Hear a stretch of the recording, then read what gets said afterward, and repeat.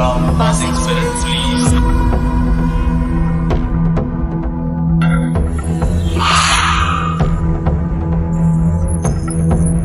मेरा नाम सनी है।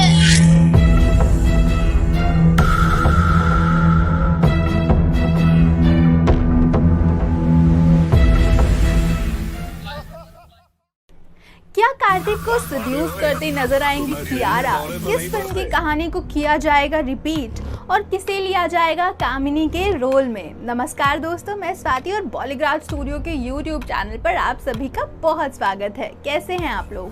मुझे यकीन है कि अच्छे होंगे और अच्छा होना भी चाहिए।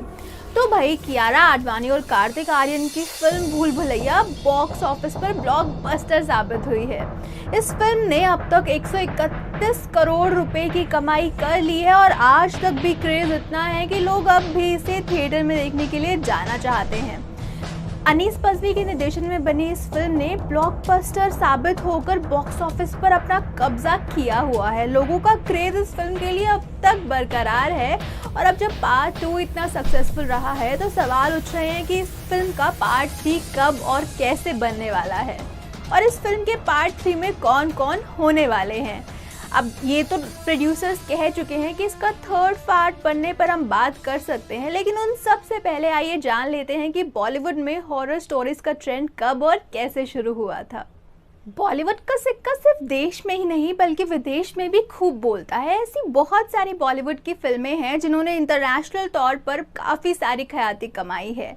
बॉलीवुड की अगर हम बात करें तो फिल्में बनना 1912 में शुरू हुआ था और हमारा देश 1947 में आज़ाद हुआ था। अब प्री इंडिपेंडेंस और पोस्ट इंडिपेंडेंस सिनेमा में काफ़ी ज़्यादा डिफरेंस है।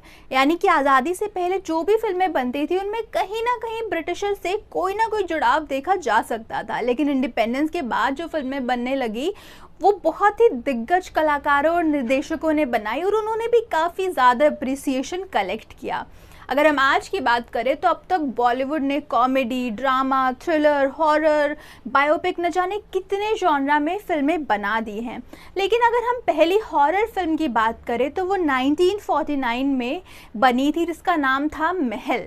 फिल्म महल में दिग्गज कलाकार अशोक कुमार जी और मधुबाला नजर आए थे और इस फिल्म को डायरेक्ट किया था कमाल अमरोही ने और ये फिल्म काफ़ी ज़्यादा पसंद की गई थी और लोगों ने इस फिल्म को खूब प्यार भी दिया था। ये एक हॉरर फिल्म थी जिसमें कहानी थी कामिनी की, यानी कि मधुबाला की, और उसमें दिखाया गया था कि कैसे कामिनी एक बहुत ही खूबसूरत से महल में अपने प्रेमी का इंतज़ार कर रही है, लेकिन उसी रात उसके प्रेमी की नाव पानी में डूब जाती है और उसकी मौत हो जाती है और ऐसे ही कुछ दिन तक इंतज़ार करने के बाद कामिनी की भी मौत हो जाती है।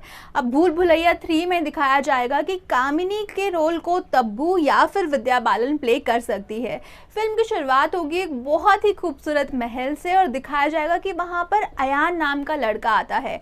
अयान का कैरेक्टर कार्तिक आर्यन पोर्ट्रे कर सकते हैं और कैसे दिखाया जाएगा कि उस महल में माना जाता है कि प्रेरक आत्माओं का वास है और इसीलिए वहाँ कोई नहीं जाता। लेकिन अगर हम अयान की बात करें तो वो इन सब बातों में नहीं मानता। पेशे से वकील है तो उसे ये सब मजाक लगता है और वो बिना देरी के उस महल में शिफ्ट हो जाता है। आगे दिखाया जाएगा कि कैसे एक माली अयान को इस महल से जुड़ी सारी कहानियां बताता है। वो बताता है कि कैसे कामिनी अपने प्रेमी का इंतज़ार कर रही थी, लेकिन उसके प्रेमी की डूबने से मौत हो जाती है। लेकिन जाने से पहले उसके प्रेमी ने कहा था कि हमारा प्यार अमर है और ये कभी भी विफल नहीं हो सकता। इस जन्म में नहीं, अगर हमारा प्यार सक्सेसफुल हुआ तो हम अगले जन्म में फिर से मिलेंगे। तो ऐसी ही कुछ कहानी के इर्द गिर्द भूल भुलैया 3 की कहानी को भी बुना जाने वाला है। इसके बाद अयान अपने कमरे में जाता है और हवा के झोंके से एक तस्वीर नीचे गिर जाती है। जब वो तस्वीर उठाकर देखता है तो वो हैरान हो जाता है क्योंकि तस्वीर का चेहरा हूबहू अयान से मिलता है। उसके बाद उसे एक महिला के गाने की आवाज़ आती है और उस दूसरे कमरे में एक महिला बैठी हुई भी दिखाई देती है। वो जैसे उस कमरे में जाता है, महिला वहाँ से भाग जाती है। उससे अगले दिन अयान का दोस्त आदित्य उससे मिलने वहां आता है और वो आदित्य को सारी बातें बताता है, पर आदित्य तथ्यों के साथ उसके सारे भ्रम को गलत प्रूफ कर देता है। लेकिन उसी शाम को आदित्य और अयान दोनों को वो महिला फिर से दिखाई देती है और वो महिला उन्हें छत तक ले जाती है और इसके बाद वो महिला पानी में कूद जाती है। लेकिन जब अयान और आदित्य पास जाकर देखते हैं तो उन्हें ना तो कोई महिला मिलती है ना ही कोई पानी। उसके बाद दोनों अगले दिन ट्रेन से कानपुर की तरफ निकल पड़ते हैं, लेकिन नींद में वो वापस फिर से उस महल में पहुंच जाते हैं जहां पर वो भूतनी या फिर कामिनी अयान को कहती है कि मैं सच में हूँ, मैं असल में हूँ और मैं तुम्हारे साथ अपनी ज़िंदगी व्यतीत करना चाहती हूँ। वो कहती है कि ये सब मजाक नहीं है, लेकिन तभी वहाँ आदित्य आ जाता है जो भूत पर गोली चलाता है। पर भाई भूत पर गोली का क्या ही असर हो सकता है, तो भूत को कोई उसका प्रभाव नहीं पड़ता है। इसके बाद वो भूत आदित्य को वार्न कर कर कि हम दोनों के बीच में मत आओ, वहाँ से चली जाती है। इसके बाद कामिनी फिर से अयान से मिलती है और कहती है कि मैं किसी भी महिला के शरीर में प्रवेश कर सकती हूँ, तो तुम्हें जो भी महिला पसंद है तुम उसे मार दो, मैं उसके शरीर में प्रवेश कर लूँगी, उसके बाद हम दोनों आराम से रहेंगे।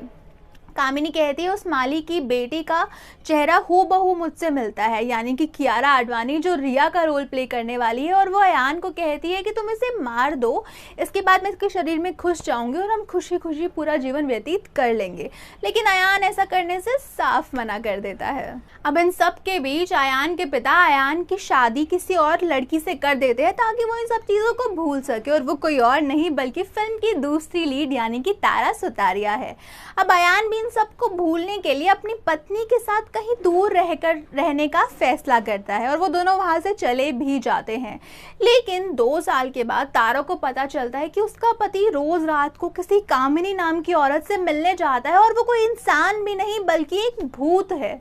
और इसके बाद वो अपने धोखे से परेशान होकर जहर खा लेती है और पुलिस स्टेशन में जाकर कंप्लेन कर देती है कि अयान ने मुझे जहर दिया है, जिसके बाद पुलिस अयान को पकड़कर अदालत ले जाती है और वहाँ पर रिया को भी बुलाया जाता है क्योंकि उस पर आरोप है तारा और अयान के बीच में दूरियां पैदा करने का।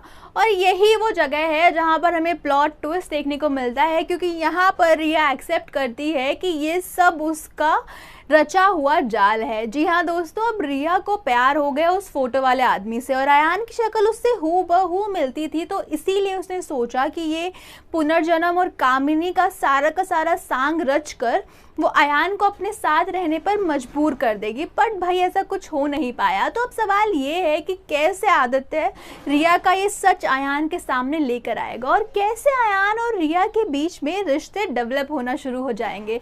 ये सब तो भाई हमको आगे वाले वीडियोस में पता चलेगा। तो माना जा रहा है कि भूल भुलैया 3 की कहानी को कुछ इसी तरीके से पोर्ट्रे किया जाएगा ताकि जो लोग उस वक्त फिल्म महल नहीं देख पाए थे वो अब इस दौर में देख पाए। और वैसे आपको बता दूं कि जब फिल्म महल 1949 में रिलीज हुई थी तब उसे दर्शकों का बहुत सारा प्यार मिला था। बहुत सारे लोग इस फिल्म की वजह से ही फेमस भी हुए थे। अगर हम बात करें फिल्म के डायरेक्टर की तो कमाल अमरोही की ये डेब्यू फिल्म थी और डेब्यू में ही उन्होंने कमाल कर दिया था।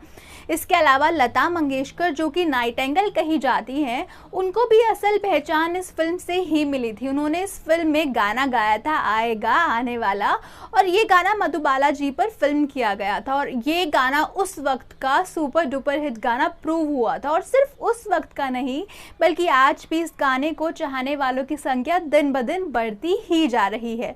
तो कुछ ऐसे होने वाली है फिल्म भूल भुलैया 3 की कहानी।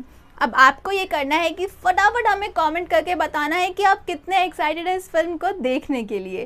मैं आपसे मिलूंगी नेक्स्ट वीडियो में, तब तक के लिए अपना ख्याल रखिए और सिनेमा देखते रहें। नमस्ते।